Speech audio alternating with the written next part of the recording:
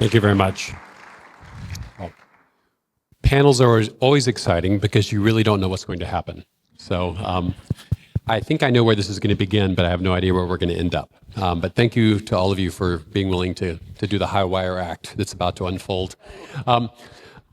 One of the dangers in discussing beauty is that it can get abstract very quickly. And we begin talking about things that are disconnected from our sense experience. That's all well and good, and there's a place for that. But I thought we might try the reverse track here and begin talking about a very particular kind of music in a particular kind of setting. That is to say, music in the liturgy. So we're not talking about music for the concert hall. We're talking about music for a liturgy, a Sunday Mass, for example. Fortunately for us and for other people who are involved in sacred music, the church has had made some very clear statements about what kind of music should be used in the Mass. And these statements have been around for a while, and they've been iterated by numerous popes and other magisterial authorities. So maybe we could start there. What does the church tell us about the kind of music we should use in worshiping God in the Mass? If I may respond first. The church, beginning in 1903, Pope Pius X issued a motu proprio, which is kind of the foundation of modern papal teaching on liturgical music, although admittedly it's kind of been there in seed throughout the entire history of the church. But Pius X makes it very clear that, he says there are three qualities that sacred music has to have. And he says one is it has to have the quality of holiness. The second is the actual Latin was they translate the Latin as goodness of form, but that's often translated simply as artistry. And then the third quality was universality. So let me quickly go through those. So it has to have the quality of holiness. Now, or sacrality, what does he mean by that? I mean, as a musician, you say, well, there isn't such a thing, like an E flat is not holier than a D or something like that. But he's speaking in a very general sense of it has to have the sense of being set aside for religious use. So and that's what sacred, the word sacred means, is that is set aside for sacred use. So, for example, a priest's vestments, those are set aside for sacral use. I like to use the example of, let's say a particular priest was invited to participate in a charity softball game right after Mass. So to save time, he just stays in his chasuble and goes up the bat and swings away and runs around the bases and slides into a base wearing his chasuble. Now, most of us would be shocked at that, right? Because he's profaning something that was set aside for sacred use. Okay, and that's the word profane is from profanum. Pro meaning forward, in this case forward from, and phanum meaning the temple or the church. So the profane, quite literally, is that which is meant for being outside of the church, and you profane something that's holy by using it inappropriately outside. And then there's a kind of vice versa. So it should sound as if it's set aside for sacred use, for the things of God. Second quality, goodness of form, and this is kind of the scholastic conception of what is the beautiful. That is, it's put together formally in a pleasing and artistic way. So, or artistry is a simpler way. So it should both be sacral sounding, it should be well made. And then Pius X even said in regard to universality, he said it's not to say there can't be certain cultural elements from the particular culture that come through in the sacred music, but he says it should not offend or seem as unsacral to those outside that particular culture. Now that's been a bit of disputed, and even that quality seemed to disappear in Musicum Sacrum, which was a document on sacred music after Vatican II. It just said sacrality and goodness of form, but then universality was brought back by Pope John Paul in a 2003 document. So I'm just trying to lay that out, is that it should sound as if it is set aside for sacral use, as a chasuble is for a priest to wear, for example, and it should certainly be well made. And I would be concerned about if it, I suppose it's perhaps a little bit up to debate, but if someone from another culture is offended, maybe there's something to that. I think in an age of cultural relativism, we're very tempted to say, oh, I can't possibly tell that culture what to do or this culture what to do. But I don't know. I don't think things could arguably not be that different. So, for example, a Japanese tea ceremony, you can tell something sacral is going on. It's not Christian, but the way in which they behave, you can tell there's something sacral going on. So anyway, I don't want to confuse you, but those are kind of the three qualities, or at least the first two are definitely pillars. And that's what, when we're talking about liturgical music per se, it should definitely be holy and sounding, and it should be definitely something that's well made. Okay, so that's what I'd say. And thank you. And did Vatican II overturn all of that? No. No. No, not at all. Another thing that he says in that document is that the model of something that has those three qualities is Gregorian chant, and that it reflects these qualities to the highest degree.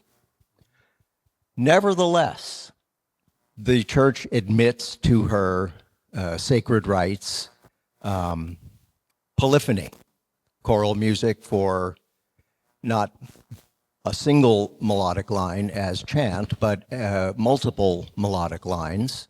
And the more closely it conforms to, I forget if it was, he said, the savor of Gregorian chant, the more suitable it is for use in the liturgy.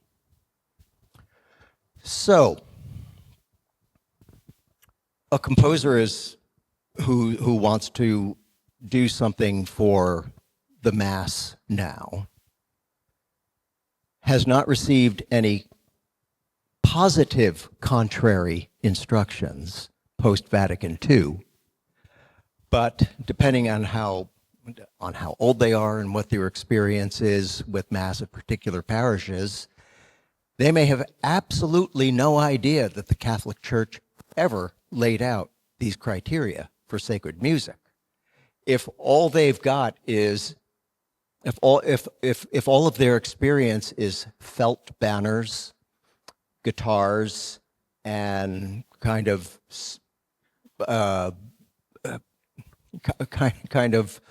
weak folk pop music, which, if you are of a certain age, is all that you've ever been exposed to at Mass, and you try to bring in to the Mass something that conforms to magisterial teaching on the subject, well, the transition, let's say, will be rocky if it takes place at all. I'm actually at work on a project like that right now. I won't name the parish, but I was commissioned to do a Mass to celebrate the 150th anniversary of this parish. And the pastor spoke very frankly to me about what things were like musically in his parish and what he's trying to do to bring them along to something that conforms closer to what Dr. Poterack described. But he said, no Latin. It must use a cantor, and please don't scare anybody off with something that's too serious or heavy. Well, okay, so that makes for an interesting challenge. How do you create something beautiful? How do you create something beautiful when you are asked to use elements that do not necessarily, whose nature is not necessarily to promote greater beauty. And I think it's a valid challenge to present to somebody, because, I mean, here this pastor wants to achieve something very laudable. He also understands that he's got to lead his parish through it step by step, and he's enlisted my help in his pastoral strategy. So I'll find out in July whether they hate it or not when it's premiered. If they won't premiere it, Oh, it we'll will bring you be back here. premiered. Well, okay. Oh, it's going to be can a do it here. week-long celebration. Okay, all right. I mean, not of my mass, It's a but I long mean, mass. of It's a really long mass. Yeah, it's a really long. Of the parish's anniversary, they're really going all out, celebrating for a whole week, and the mass will be an element of it. Yeah, that's great. Dr. Sweeney, do you have anything you want to add to this? I'll preface my remarks by admitting I'm not a musicologist, so I'm certainly not an expert. So I think in that light, I'm going to pull back a little bit and try to maybe speak a little bit more theologically about some fundamental principles. And to do that, I think I'll riff on some contributions from Ratzinger. And I think in terms of criteria for liturgical music, I think we can say, broadly speaking, liturgical music needs to be ordered to both the logos of all reality and the truth of the incarnation. Of course, logos and incarnation are fundamentally related. First, logos, obviously we say that Jesus Christ, the Word, the logos, in some sense, he shows us the Father. So if we want to speak about God according to logos, we can say that God is the perfection of truth, goodness, beauty, and of course, unity, and all ordered to love. Now, if that God creates, we would have to then say that somehow that reality is impressed upon creation. So creation, in some sense, is sacramental. Already there's a seed of the divine in it that refers back to its divine origin. So music somehow has to be in accord with that original logos of all creation. Of course, it's not just logos, because we also believe that the Word became flesh.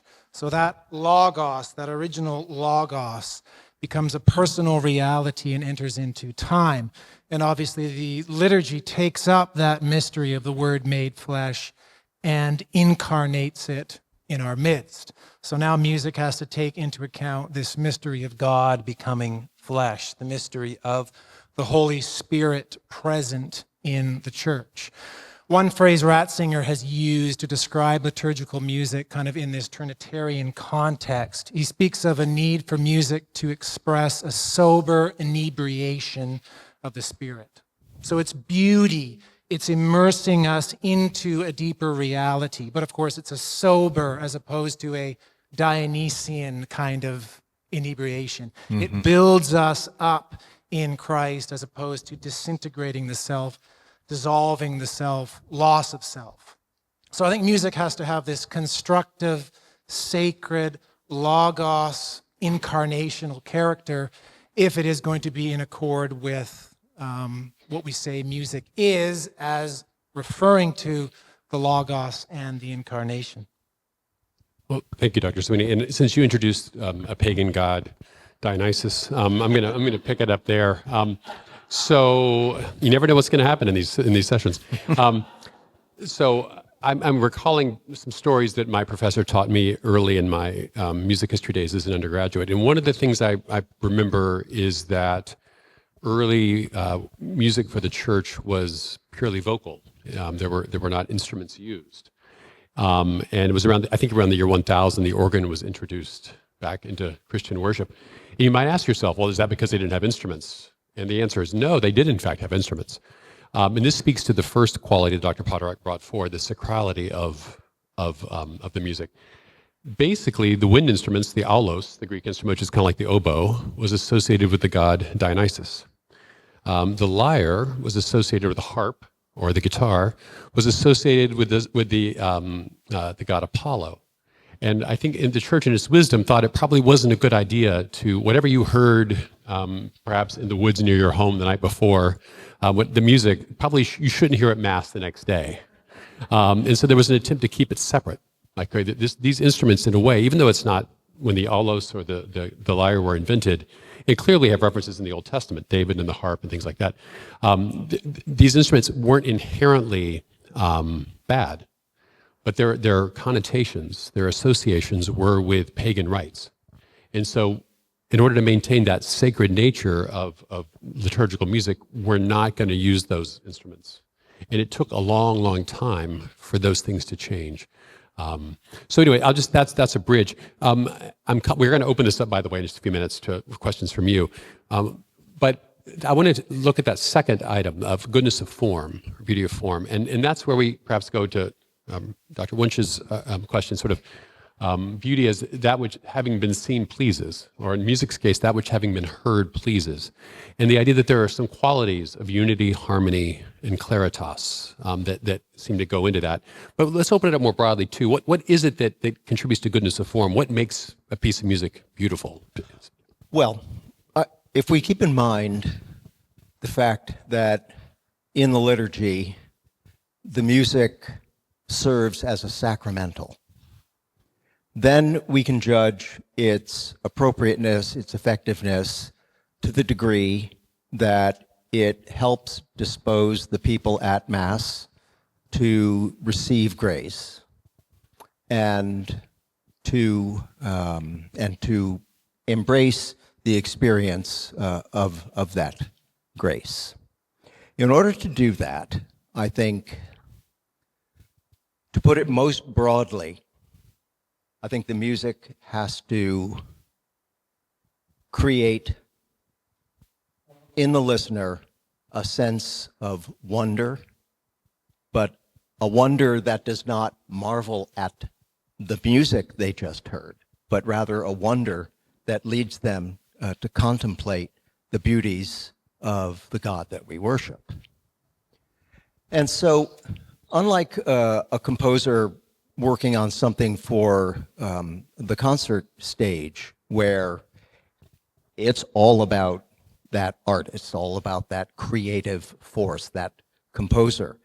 In liturgical music, the composer has to be willing to subsume his or her own personality, or to at least to the point where the music never crosses that threshold beyond which you're listening to the music itself because it's done something to distract you from the Mass, rather than being united with the music in such a way that you share in the wonder of the liturgy, and it leads you to contemplate the beauties of the Mass.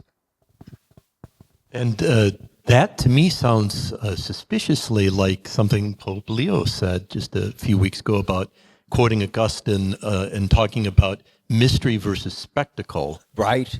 Yeah. And so think about a rock concert as it's evolved. That's spectacle. It's like a counter-religion that's to draw and sweep everyone into this spectacle, as opposed to the contemplation of the Christian mystery. And Benedict the 16th also talks about rock music and the way that its hypnotic effect, and you become dissolved into it. You actually lose yourself rather than finding deeper recesses of grace within yourself. Yeah, Dr. Sweeney, do you have any? Yeah. Okay. So I since we have two composers, at least on the panel, Poterack is also a composer. Yes. When you are approaching the material, the notes, the sounds, and you're aiming to create something for the Mass, so you basically have a text with which to work. What are the principles? I realize at this point in your lives, these things are probably not, you don't even maybe think of these things consciously because it's so much part of the art that's been built up in your minds. But how do you give form that's pleasing and appropriate for liturgy? How do you give form to the matter of sound? Well, I think you should. You're the better. Oh, well, I don't know about that. How do you give form to the matter of sound? I think that, well, I'm just going to go back to the experience I had composing my very first Mass, which was about 15 years ago. I had absolutely no idea, other than the technique that I have acquired in composing music, how to actually, put notes together and then set these texts, and then there's Mass, and they sing it, and so therefore I must have composed a Mass. I spent my first 15 months after I returned to the Catholic Church at Lent in 2009 doing research, but I didn't go to a library. All I did was I went to Mass, and I was at a parish of Institute of Christ the King with a good schola, and I was immersed in the chant. I had taught Palestrina-style counterpoint to young composers for more than 20 years in a secular university. But in all that time, I never focused on the texts that were being set. It was purely, what do you do with the dissonances and how do quarter notes relate to half notes and all these things. And finally, I got to hear this music with which I was so deeply familiar in its native soil at the Mass, being sung as part of Mass. And so, you internalize and digest these things, and I just placed myself in a pew, and I said, okay, if I were at Mass, and what would happen? And I heard something. And so I started with that little fragment of a tune. And then as a composer, Kurt knows this well, getting the initial idea is the hardest thing. Once you've got something to work with, well, then your skill and experience and technique takes over, and you know how to develop it. But you put guardrails around the decisions you make on how to develop it so that it does not become a distraction, but rather it deepens the sense of engagement with what's taking place at Mass. I'll just add to that I don't compose so much anymore, but I very much enjoy listening to and studying other people's music. So certainly conducting Frank's Mass was wonderful, but I liked playing through it for the last few months to kind of have a reduction of it and understand what's going on. And he wrote something, at least in the Mass of the Americas, that it makes me think of Palestrina, even though he's clearly not using Palestrina's technique for the most part. It's something more modern, but it has the aura of, it has the savor, the aura of older sacred music. I think I even heard a little bit of Bruckner. I don't know if that was intentional or not from some of his sacred music. But anyway, it's clearly, as a composer, it fascinates me because he's writing something that just doesn't mimic, say, Palestrina. I've done some things like that. It's truly a newer style of composition, but it's also sacred. And it's also put together very well. And I'm going to keep playing through it. Even now I don't have to conduct anymore. I'm just going to keep playing through it. Well, thank you. Because I don't really understand it fully yet. No, I'm serious. Thank you. That's quite an endorsement. Well, and this actually brings up, I heard it said once that, if an aspiring sacred music composer, someone who aspired to write music for the liturgy, so liturgical music, asked, how should I prepare? Obviously there are things about craft, learning counterpoint. There's some skills that one has to develop, but maybe is an ideal place to start. Basically, open up a graduale and sing chant for a year. Every day for an hour, sing the chant until it's in your bones. Mm-hmm. And then close the book and begin composing. And at that point, it's so much a part of you, which is what this sounds like. It sounds like Palestrina is such a part of you that it comes out even when you're not trying to imitate Palestrina. So it becomes a kind of language. And then you don't have to, so it's not slavish mimicry. Well, it's a kind of formation. I mean, it's not the kind of spiritual formation that ordained people undergo, but it is a kind of artistic formation. I suppose if you're experiencing it, or if you're going to put it to use in the service of sacred music, there is a spiritual aspect to it. But you know, we talk about the charisms of different consecrated orders. There's the Franciscan charism, there's the Benedictine, there's, you know, and what does that mean? Well, it has something to do with the unique kind of formation that they undergo according to the rules of their order. Well, the rules of my order are Palestrinia. And if you, and everybody here who's a teacher knows that the best way to learn a subject is to teach it. And having taught Palestrina counterpoint to students for, 20, 25 times, you just absorb it. It's like, being in a room with a certain scent in the air. You can just, after a while, you're able to recognize it without having to analyze it. Well, thank you. We could talk about this for quite a while, but I do want to open it up to questions from the floor. I think Carl has a microphone. Thank you, Carl. Do they need to come to you, or are you going to? Okay. Okay.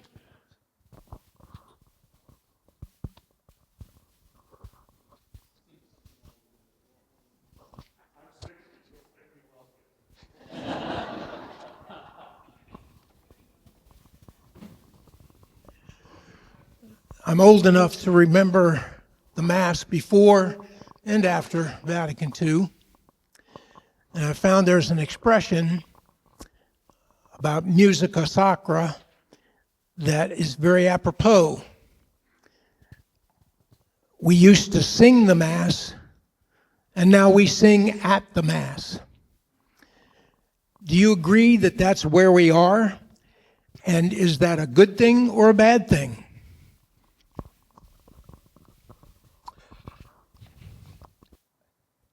A short answer to that is singing at Mass is not as good as singing the Mass. But there are many worse things that could be and are true. Dancing at the Mass, for example. Dancing. Dancing at the Mass, doing the funky chicken at the Mass, using pizza as a host, or whatever. The ideal is that we should sing the Mass, meaning that all the texts that receive musical rendition at Mass should be those from the order of the Mass for that day, the propers and the ordinary for that day. Do I think it's bad when if they have a 4-hymn sandwich at a Mass? It's less good than singing the Mass, but it is much better than the projection on the wall and this soft sacro pop that you hear in all too many places.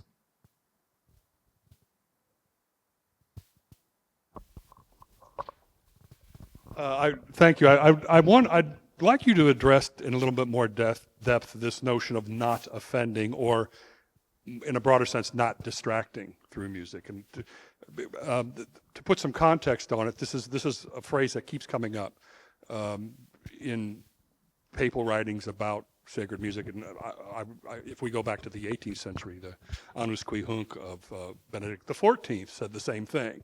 For the pilgrims of the year 1750, you don't want the music to offend them. And within the context of this is we've heard from the two presentations this morning about the development of the mind and the understanding of beauty, what we might call taste, in engaging with it more and more. That broadens your sense of what beauty can possibly be. There seems to be a tension here between an immediate reaction someone might have that is offended, and someone who has engaged with music and engaged with art over a period of time, not being offended by it. What does it mean not to offend, much less to uplift? Okay, so I'll try to answer that. I would say first and foremost, in religion, church, these things are inherently conservative. So there might be developments that are good developments going on in secular art music, but I would err in the direction of not putting those things into sacred music if they are going to offend ordinary people. Now, you might argue with some ordinary people, they're inherently curmudgeons who are just never going to change. But I think that you have to give that benefit. Well, you generally, for example, if we're that whole notion of enculturation, which you didn't raise that word, but I'll raise that thing. I think the best approach, and I think there are a lot of mistakes that have been made in this regard, but enculturation or acculturation has to do with certain things happening. Certain two things. One is if a thing, it has to lose any negative associations it had, and then secondly, it has to there has to be a transformation of it. Now, this has happened slowly, gradually. Okay, I got an example. Top of my head, we talked about the organ. They wouldn't have used the organ in the early church because it was associated with prayers offered to the emperor.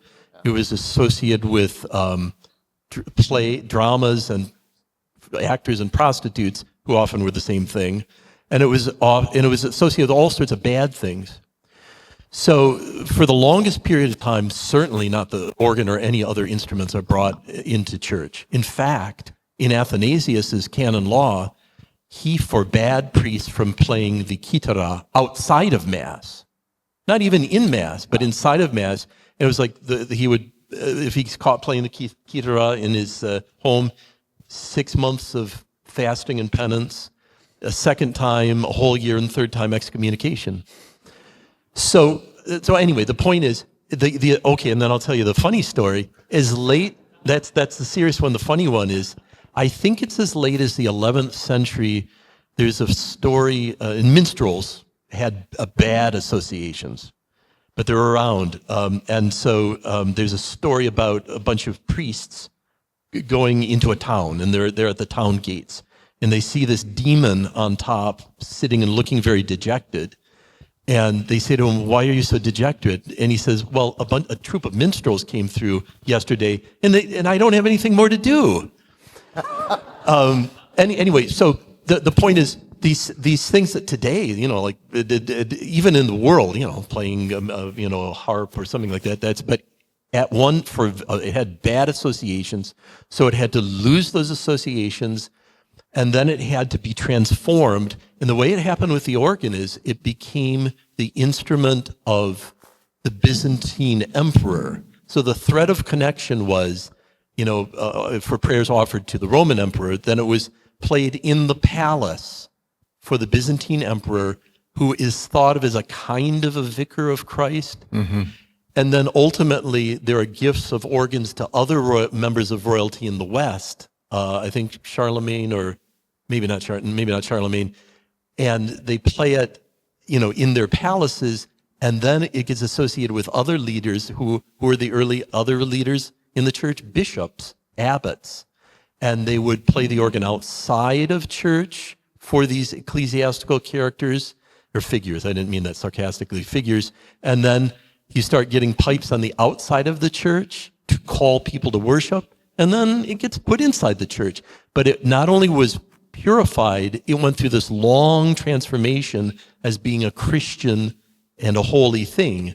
And then the step of moving to inside the church, well, there were still some complaints, but it was less dramatic. So I can't remember. I think that's a long way of answering your question. I would say it's inherently more conservative, and that there has to be this slow, gradual purification and transformation before something like that would be let in.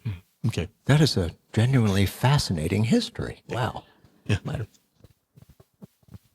Do you want to say something? You've tried to bring in things you were ordered to by Archbishop Corleone, I think.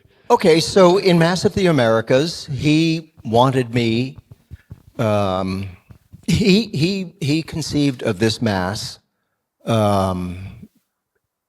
among other things, as a gift to the Spanish-speaking parishioners of his archdiocese, who every year celebrated on the Saturday closest to the feast day of Our Lady of Guadalupe, a major event called the Guadalupana, and it was a procession through the entire length of San Francisco, stopping at shrines, prayers, men on horseback evoking the conquistadores, and dancers in feathers invoking the Aztecs, all of which is not to celebrate either violence or the pagan elements, but to just kind of recreate the history that led to the apparition to St. Juan Diego. And so he wanted the Mass to somehow bring in certain recognizable devotional hymns from Mexican culture, things which began their life as devotional hymns, even though nowadays they might only be heard sung by a mariachi band at a beer fest or something like that. And so La Guadalupana was the primary tune that I used. And the thing is, I studied it, and I said, well, this can be tamed, this can be sacralized. There are plenty of movements from Mass of the Americas that were too much to do all in one Mass today. So what we heard were the 4 parts of the ordinary. But even the Gloria, even though you may not know the tune La Guadalupana, it was threaded all throughout that, both in its ordinary form, which is da da da dee dee dee, da da da dee dee dee. For example, in the Qui tollis peccata mundi, I did that, but I did it in a minor key. Da dum dee da dum dee da dum bum, and then to the major. Da da da dee dee dee. Da da da dee dee dee. That's all La Guadalupana. But if you harmonize it right and use the right choral textures, it sounds like, oh yeah, nice Catholic music. Enculturation can happen, but it has to be done. I don't know. I mean, it has to be something that can be redeemed. And then you have to be smart about how you approach it. Sure. Thank you. That actually already partially answers my question, which I'm just very curious, with such a treasure trove of music throughout the church's history, where does a composer begin finding that inspiration for any particular Mass that he's been commissioned to write? But another question I have is just, and there may be nothing here, but when you think about how the church prays, either in the church's voice as the spouse of Christ, but also sometimes speaks the very words of Christ in the Psalms, other points, and even the Liturgy of the Hours, is there a way that you attend to that with writing music? And does that look different, perhaps? For Liturgy of the Hours? For the office? For the office? For any of the prayers in the Mass or in the office, like any of the liturgy. I'm not sure I've quite got the central part of the question. Maybe I could. So you were suggesting that within the liturgy, the church almost has different kind of roles or types of voices. The spouse of Christ at other or Right. yeah. So Augustine speaks about how the Psalms are speaking with the voice of Christ, and the church, which has this mystical union with Christ, is actually speaking with Christ's own words.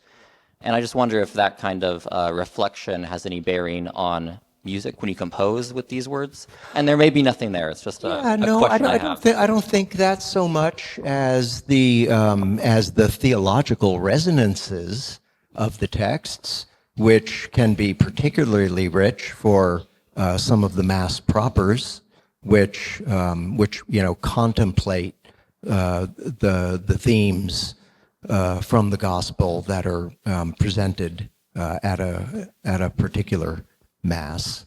But I don't know if I would find. I wouldn't approach writing music for Vespers the same as writing music for a Mass, because the forms are different and they demand different kinds of music. But as to character, I think regardless of the context in which they appear, the holy texts already tell us a lot about themselves, and you just have to have an ear to hear what they're saying about how they might best be communicated.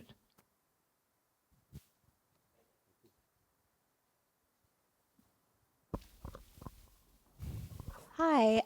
So I just wanted to go back to goodness of form for a moment.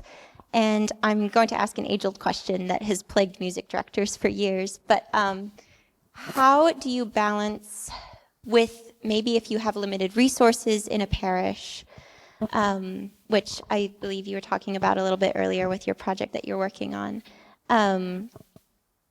balancing, you could do something that maybe is a more noble form, like polyphony or Gregorian chant, but if it's going to be performed poorly due to lack of resources, but you could do something that's maybe a less noble form, but it would be performed more well. How do you balance that and not being distracting during the Mass and all of that?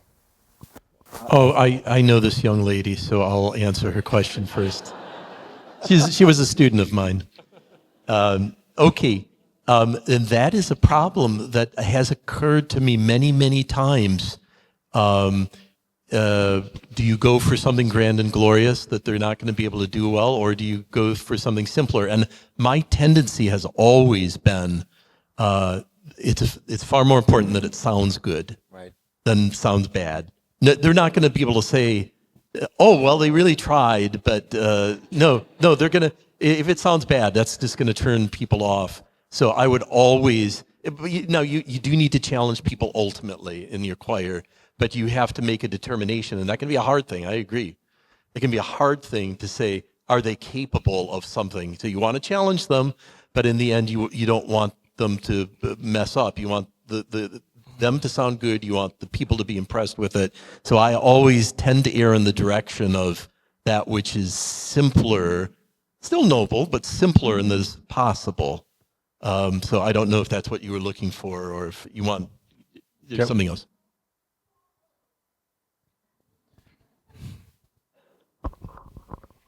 I guess that is part of it, but also just, I guess, with the wealth of sacred music or music that is composed, some of it, sorry, I'm trying to think and speak at the same time. How do you,